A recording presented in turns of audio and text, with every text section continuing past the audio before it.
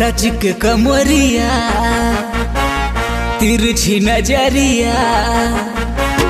लचक कमरिया तिरछी नजरिया, दिखत झकास तुरी बांधे इसका चुमा मांगे मदद ही कारे कारे, नाच दी कारे है नाच दी कारे, बंटी के डीजे माँ नाच दी कारे, नाच दी कारे है नाच दी कारे, सुमित के डीजे माँ नाच दी कारे।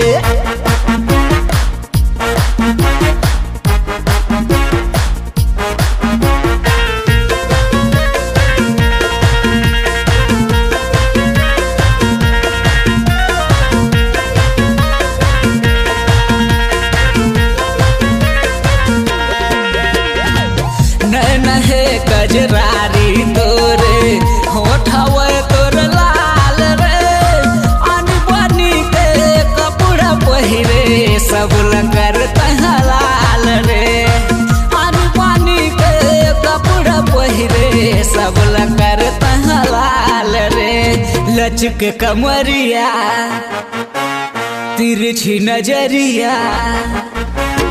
लचक कमरिया तिरछी नजरिया, दिखत झकास तुरी बांधे इसका चुमा मांगे मदद ही कारे कारे, नाच दी कारे है नाच दी कारे, सुमित के डीजे माँ नाच दी कारे, नाच दी कारे है नाच दी कारे, बंटी के डीजे माँ नाच दी कारे।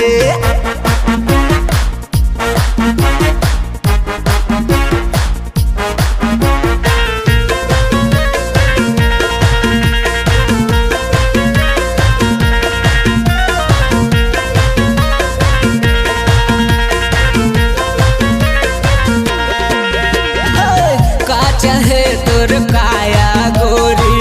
नील है सलवार रे, अभी समय है देख ले मोला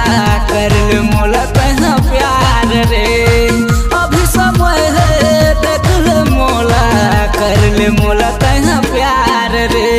मरते नजरिया बीच बजरिया,